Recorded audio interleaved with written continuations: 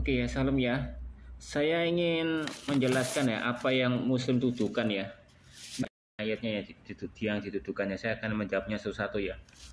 Contohnya Yeskiel ya 4 ayat 12 ini ya.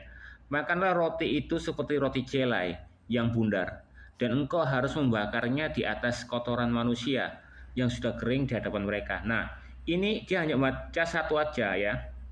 Ya.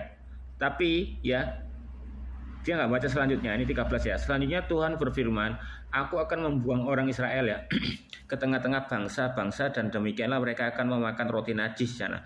Jadi beranggap ya, ini hanya perumpamaannya. Jadi sebenarnya kalau kita ketahui zaman dulu ya, orang kalau membakar roti itu menggunakan kayak arang ya.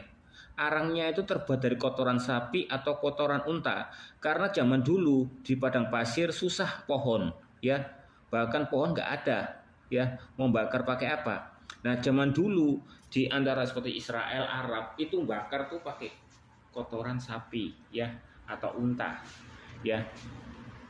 Nanti saya jelaskan ya buktinya ya. Kita lanjutkan nih ya. Selanjutnya Yehova berfirman, aku akan membuang orang Israel ke tengah-tengah bangsa-bangsa, dan demikian mereka akan memakan roti najis sana. Maka aku jawab ya, ini Yeskiel, aduh Yehova Elohim, sesungguhnya aku tidak pernah dinajiskan ya, dan dari masa mudaku sampai sekarang tak pernah makan bangkai atau sisa mangsa binatang buas. Lagi pula tak pernah masuk ke mulutku ini daging yang sudah basi. Yehova ini tahu pasti, Yeskiel pasti menolak kan, makanya dia berkata itu ya, suruh membakar roti dari kotoran manusia, karena sama seperti orang Israel itu kan dinajiskan seperti kotoran itu. Dan dia tuh pasti tahu lah, Yehova dia tuh Yeskiel masih menolak ya. Lalu firman-Nya padaku, lihat, kalau begitu aku mengizinkan engkau memakai kotoran lembu ganti kotoran manusia ya. Jadi ya, mengizinkan engkau memakai kotoran lembu ya, jadi nggak pakai lagi pakai kotoran manusia, dan bakarlah rotimu di atas itu. Oke ya, saya tunjukkan ya kalau buktinya kalau zaman dulu itu ya, dari zaman Yeremia maupun sampai Hosea sampai ke Yeskiel itu menggunakan arang ya. Oke ini ya. Oke, kita ke ini ya, Bible Study Tool ya. Ini menceritakan tentang peralatan-peralatan yang ada di zaman Alkitab ya. Kita lihat ini ya, ke-8 ya, perapian ya, ke-8 perapian.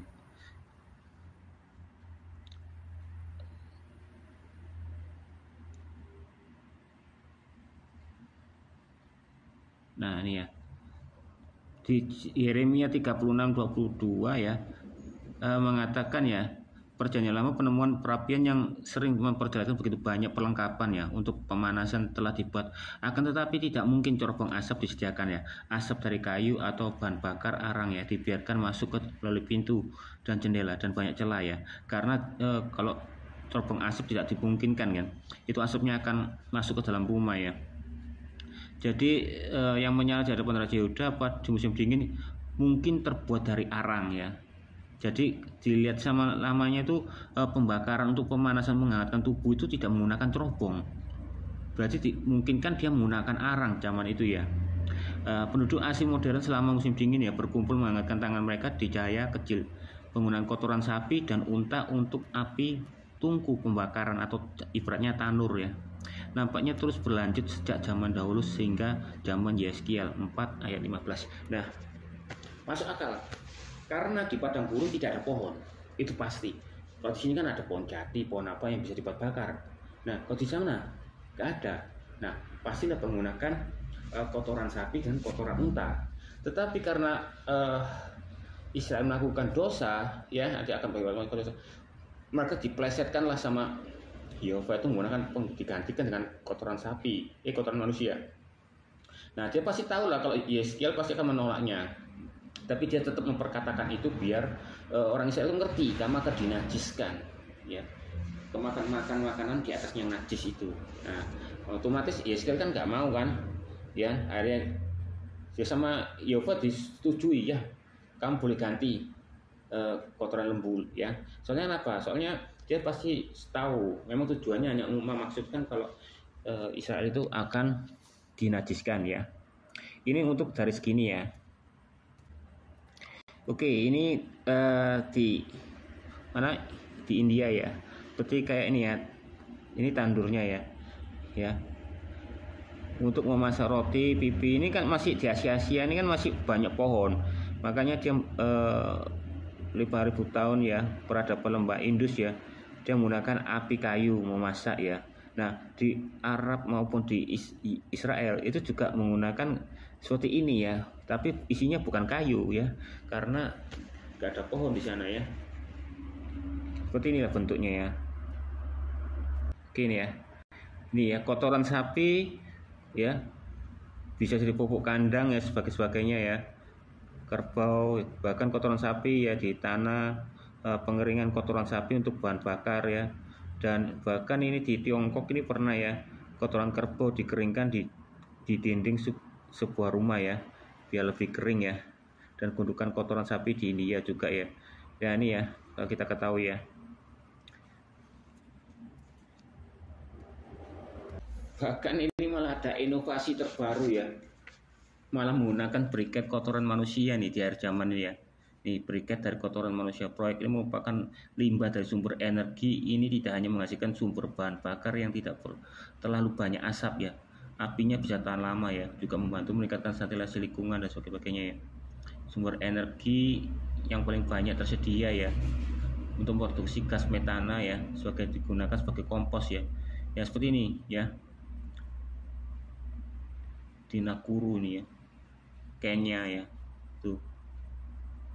Dia malah menggunakan karena dia susah mendapatkan kotoran sapi dan kotoran binatang unta ya. Jadi dia menggunakan kotoran manusia nih di Kenya ini ya. Jadi ya terbukti ya. Ya terjadi kan begini ya.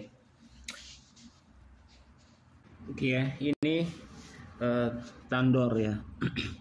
Ini ya, seperti ini, kotoran unta kering ya, untuk sebagai bahan bakar ya, untuk memasak makanan ya ini ya.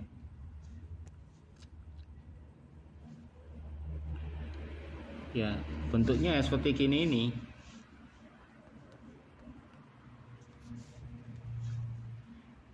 Nah seperti ini bentuknya ya, tandur ini ya.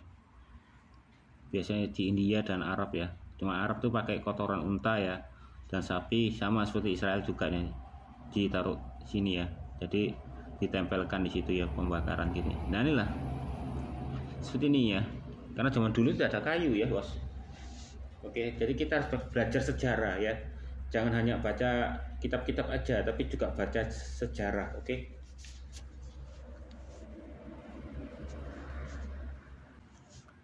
Jadi ini juga termasuk ya yang jadikan alat umat muslim untuk ayat-ayat ini, anggap aja kontradiksi ya, seperti kayak memakai kotoran lembu ya. Ini berarti dia nggak baca sejarah ya, orang Islam ini ya, hanya menuduhkan dan nggak belajar sejarah. Kita lihat lagi ya yang yang dituduhkannya ya. Kita lihat di Wahyu 12 ayat 7. Waduh, jangan belajar Wahyu dulu, kamu pasti gila ya. Wahyu ini tentang penglihatan dan perumpamaan ya.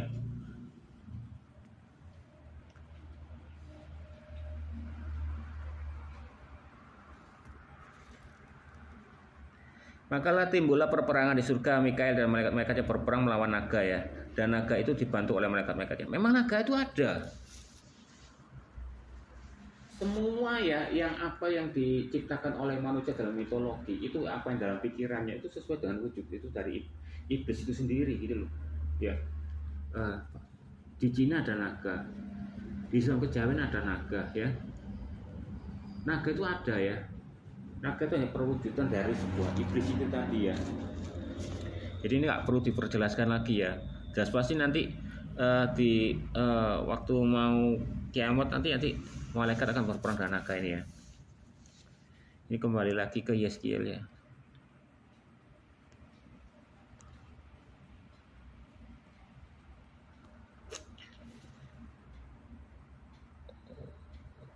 Yeskiel 23.